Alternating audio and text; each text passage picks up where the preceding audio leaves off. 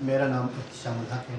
میں rescue 1112 Chitral lower کا غوطہ میں کافی عرصے سے ریسکیو 1112 کے ساتھ مشترک ہوں۔ جی محترم، جب ہمیں کال آئی اس ٹائم پہ ہم اسٹیشن میں بالکل تیار بیٹھے تھے۔ جیسے ہی ہمیں کمیونیکیشن کے ذریعے خبر ملی کہ چموکھم کے مقام پر لوئر چترال 2 بچے ڈوبنے کی اطلاع ملی، ہم اپنے غوطہ خور ٹیموں کے ساتھ EMT میڈیکل ٹیکنیشین ساتھ لے کے وہاں پہنچے جال روپر پر۔ یہ بندہ جو ہے دریا کے بیچ میں پھنسا ہوا تھا۔ یہ لڑکا دریائے چترال سے لکڑیاں اکٹھا کرنے کے غرض میں بیچ میں کچھ گپیاں پڑے ہوئے تھے، دریا کے بیچ میں جانے کی کوشش کی، ان میں سے ایک ڈوب گیا، وہ بعد میں مقامی لوگوں نے نکال لیا۔ اس کے بعد یہ بندہ جو ہے ڈر کے مارے وہاں پہ بیٹھ گیا تھا۔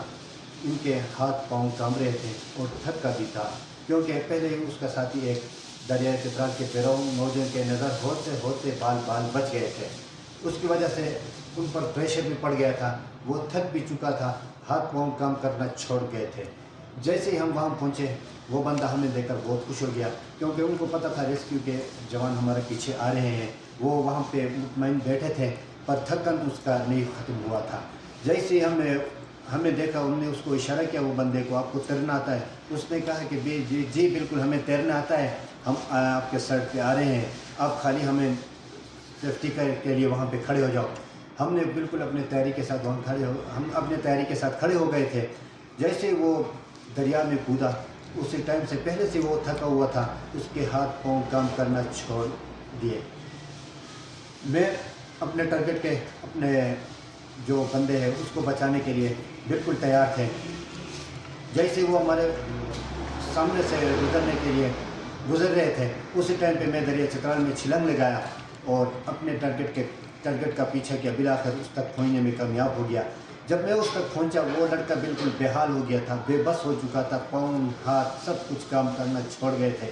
وہ صرف ٹیوب ان کے پاس تھا، اس کو پکڑ کر بس اس ٹیوب کو سہارا بنایا ہوا تھا۔ جیسے میں اس کا ہاتھ پکڑ کر ایک ہاتھ سے تیرنا شروع کیا، وہ لڑکا بہت خوش ہو گیا، اس کو بھی تھوڑا حوصلہ مل گیا، وہ بھی ہاتھ پیر ہلانا شروع کیے۔ میں کسی بھی موقع پہ ایسے احساس نہیں کیا کہ میں دریا کے بیچ میں ہوں، یا مجھے ڈر ہے، یا میں دریائے چترال کے موجوں کو کراس کر رہا ہوں، یا دریائے چترال کے موجوں کو چیر رہا ہوں۔ مجھے کہیں پہ بھی ایسے محسوس نہیں ہو گیا۔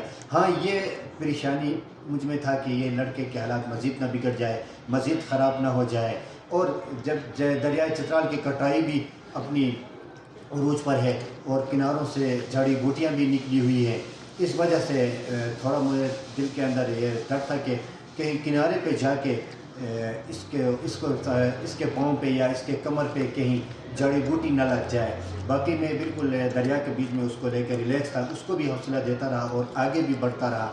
ہمارے دفتر کے جو بڑے افسر ہیں، ظفر الدین صاحب، DO چترال ڈسٹرکٹ ایمرجنسی افسر ہے، اس نے بھی ہمیں یہ کہا ہے کہ جب آپ ٹارگٹ کا پیچھا کریں، جب آپ ایمرجنسی میں ہیں، اس ٹائم پہ ٹینشن بالکل نہیں لینا ہے، اس ٹائم پہ دباؤ بالکل نہیں لینا ہے، اس ٹائم پہ فوکس اپنے کام کے ساتھ رکھنا ہے۔ بس یہی بات میں ذہن پہ رکھ کے وہ بندے کو نکال لیا۔ شکریہ۔